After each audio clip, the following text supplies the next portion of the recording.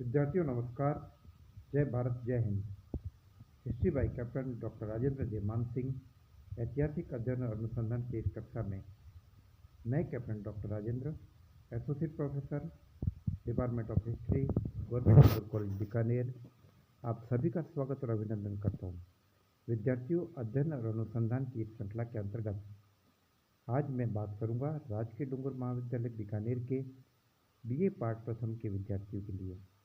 और विद्यार्थियों, आपके अध्ययन की इस श्रृंखला के अंतर्गत आज मैं आपसे आपके द्वितीय प्रश्न पत्र यानी विश्व इतिहास के बारे में बात करूंगा।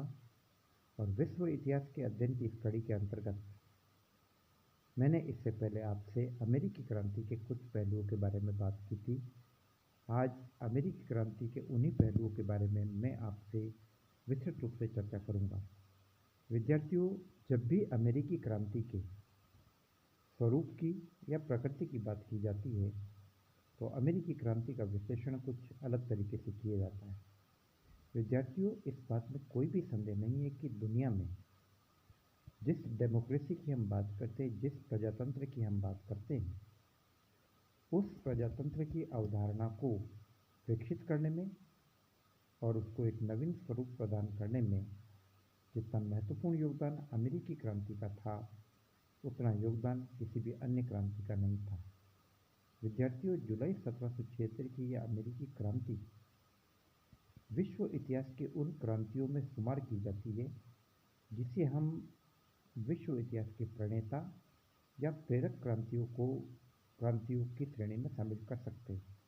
विद्यार्थियों, यह अमेरिकी क्रांति थी जिसकी विचारधारा से प्रभावित होकर इस क्रांति के 13 साल बाद यानी 1789 एडी में 1789 ईस्वी में फ्रांस की जनता ने अपने अत्याचारी राजाओं बुर्बोन शासकों के खिलाफ लुई 16वें के निरंकुश शासन के खिलाफ बगावत की।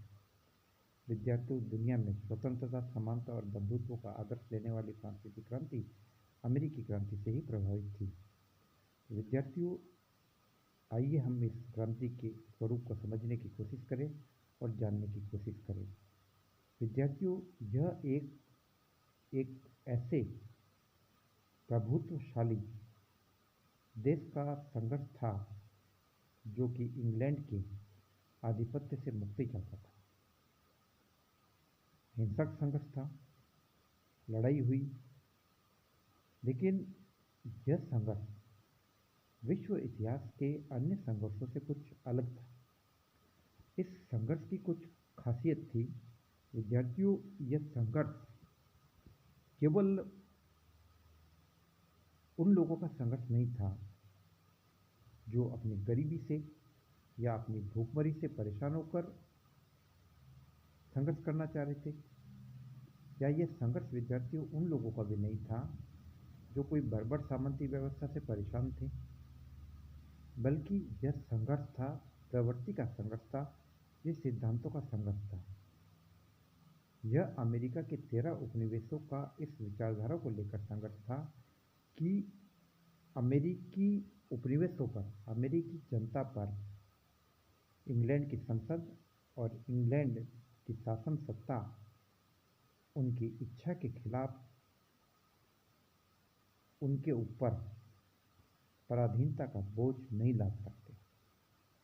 विद्यार्थियों, यह संघर्ष इस बात का था कि अमेरिका की जनता इंग्लैंड की संसद से और इंग्लैंड के सम्राट से इस बात की उम्मीद करती थी कि वह उन्हें भी उसी प्रकार से अपनी प्रजा समझे, वह उनके प्रति उसी प्रकार से जिम्मेदार हो जैसे कि वह इंग्लैंड की जनता को अपनी प्रजा समझता है और इंग्लैंड की जनता के प्रति वह उत्तरदायी रहता है।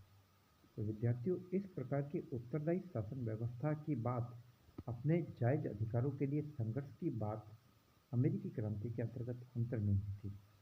तो विद्यार्थियों, हमें क्रांति के स्वरूप को इस दृष्टि से भी देखने की जरूरत है। जब अमेरिका में यह नारा बुलंद हुआ, नो टैक्सेशन विदाउट रिप्रेजेंटेशन, यानी प्रतिनिधित्व नहीं तो कर नहीं, तो इसका कहने का तात्पर्य यह था कि अमेरिका की जनता, अमेरिका के उपनिवेश, वो इस बात को चाहते थे कि अमेरिका के लिए कानून बनाने का अधिकार अमेरिका के लोगों को हो। इंग्लैंड की संसद जो अमेरिका के प्रति कोई जिम्मेदारी उठाने को तैयार नहीं, तो उसे कोई कर लगाने का भी अधिकार नहीं होना चाहिए जब तक उपनिवेशों का कोई प्रतिनिधि, अमेरिका का कोई प्रतिनिधि ब्रिटिश संसद में बैठकर अमेरिकी हितों के प्रतिनिधित्व की बात करने के लिए अधिकृत नहीं किया जाता है, तब तक ब्रिटिश संसद को इस बात का कतई अधिकार नहीं था कि वह अमेरिका की जनता के ऊपर कर लगाए। विद्यार्थियों, 1763 के बाद जो परिवर्तन हो रहे, अमेरिका में जो सामाजिक, राजनीतिक, आर्थिक और सांस्कृतिक परिवर्तन हो रहे, उन परिवर्तनों की पृष्ठभूमि इस क्रांति के लिए प्रेरक तत्वों के रूप में काम कर रही थी। विद्यार्थियों, अमेरिका एक ऐसी जमीन थी जिसे बाहर से आए लोगों ने डेवलप किया। परिणाम यह था कि यहाँ के तंबाकू है, लकड़ी है, शीरा है, इस प्रकार के उद्योग काफ़ी समृद्ध अवस्था में थे और अमेरिका एक मजबूत और समृद्धिशाली देश के रूप में उभर कर सामने आ चुका था। अमेरिका में बड़े बड़े विश्वविद्यालय कायम हो चुके थे, बड़ी बड़ी बस्तियाँ कायम हो चुकी थी और काफ़ी मामलों में उसकी समृद्धि का स्तर इंग्लैंड से काफ़ी ज़्यादा था। और सबसे बड़ी बात यह कि अमेरिका में जो लोग निवास कर रहे थे, उन लोगों में से सबसे बड़ी तादाद इंग्लैंड की थी और वे इंग्लैंड से पढ़ लिख कर भी आ रहे थे, इंग्लैंड की यात्रा भी कर रहे थे और मानव अधिकार संबंधी बात, लोकतांत्रिक विचारधाराएं और अपने हितों के लिए प्रजातांत्रिक प्रणाली से संघर्ष करने की विचारधारा उनके दिलो दिमाग में काम कर रही थी। तो उनका ये कहना था कि अमेरिकी लोगों के लिए जब भी कानून बनाए जाए तो उसमें अधिकार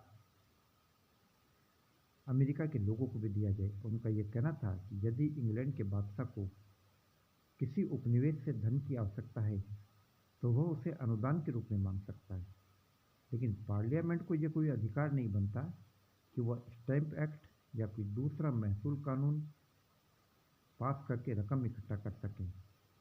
इंग्लैंड को यह विश्वास था कि वो उपनिवेशों को सुरक्षा प्रदान करता है, अतः उपनिवेशों की सुरक्षा हेतु किए गए व्यय का बोझ भी उठाया जाना चाहिए। इस प्रकार की विचारधारा को इंग्लैंड के लोग मानते थे और इसीलिए उन्होंने अमेरिका के लोगों के ऊपर कर लगाने चालू किए। अमेरिका के लोगों को बढ़े हुए कर से दिक्कत नहीं थी, उनका तो यही कहना था कि उनका प्रतिनिधि वहाँ पर होना चाहिए। इंग्लैंड ये मानता था कि कर लगाना उनका जन्मसिद्ध अधिकार है, जबकि दूसरा पक्ष इस बात के लिए बिल्कुल तैयार नहीं था। तो यह संघर्ष था, विद्यार्थियों विचारधाराओं का संघर्ष था, प्रवृत्तियों में भिन्नता का संघर्ष था। तो कहने का मतलब ये कि इस क्रांति की पृष्ठभूमि फ्रांसीसी क्रांति से बिल्कुल अलग थी। दूसरा, विद्यार्थियों, जब हम इस बात को देखते हैं, जब हम इस क्रांति के तत्कालिक कारणों के बारे में बात करते हैं जो कि अनुचित करों के खिलाफ था, लेकिन जब हम बोस्टन टी पार्टी की बात करते हैं, विद्यार्थियों, बोस्टन टी पार्टी एक ऐसा घटना थी जिसमें हम देखते हैं कि बोस्टन बंदरगाह पर अमेरिका के कुछ लोग अमेरिका के मूल निवासियों को वेश बनाकर उस जहाज़ पर चढ़ गए जिसके अंदर चाय की पेटियाँ रखी हुई थी जो इंग्लैंड ने अमेरिका के लिए भिजवाई थी। तो उसने 340 चाय की पेटियों को समुद्र में फेंक दिया और ये घटना, विद्यार्थियों, इस यात्रा बोस्टन टी पार्टी के नाम से जानी जाती है।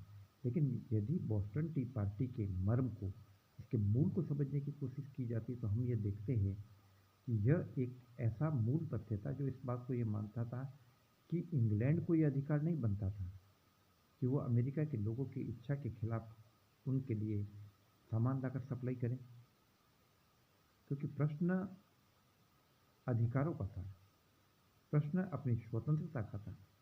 अमेरिका के लोगों का ये कहना था कि हमें अपनी ज़रूरत की अगर चीज़ें चाहिए तो हम उसको खुद लाएंगे, हमें अधिकार होना चाहिए हमारे द्वारा उत्पादित माल को खुद बेचने का, हमें जिन वस्तुओं की ज़रूरत है हमें उनको खुद मंगाने का अधिकार होना चाहिए। क्यों हम इंग्लैंड के माध्यम से इन चीज़ों को मंगाएं? क्यों हम इंग्लैंड के व्यापारिक जहाज़ों का प्रयोग करें? हम हमारे खुद के व्यापारिक जहाज़ों का प्रयोग करेंगे और हमें स्वतंत्र रूप से व्यापार वाणिज्य का अधिकार होना चाहिए। तो विद्यार्थियों इस प्रकार की बहुत सारी बातें काम कर रही थी इस क्रांति के पीछे।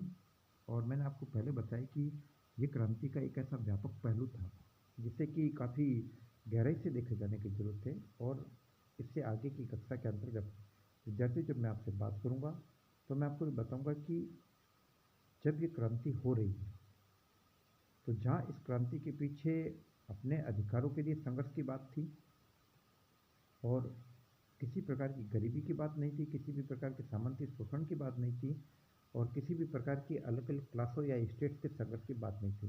लेकिन इसके पीछे इंटेलेक्चुअल आइडियोलॉजी काम कर रही थी। वे लोग जो इंग्लैंड से पढ़कर आ रहे थे वे अपने अधिकारों के प्रति जागरूक हो रहे थे और उनका ये कहना था कि उनमें से अधिकांश लोग अंग्रेज हैं जो अमेरिका में रह रहे हैं या यूरोपियंस हैं। तो जब यूरोप या इंग्लैंड के लोग मानव अधिकारों के समर्थन के लिए लड़ सकते हैं, लोकतांत्रिक विचारधारा के लिए वे आगे आ सकते हैं कायम करने के लिए, तो क्यों नहीं अमेरिका के लोग भी अपने अधिकारों और स्वतंत्रता के लिए लड़े। और ऐसी स्थिति में इंग्लैंड को यह किसी भी स्थिति में न्यायोचित अधिकार नहीं रहता है कि वो उपनिवेशवासियों पर, अमेरिका के 13 उपनिवेशों के ऊपर अपना नियंत्रण कायम करे और उनके अधिकारों की अवहेलना करे। तो विद्यार्थियों मैंने आपको इस कक्षा में इस बात को समझाने की कोशिश की। आगे की कक्षा में हम इस बारे में और बात करेंगे। जय भारत, जय हिंद।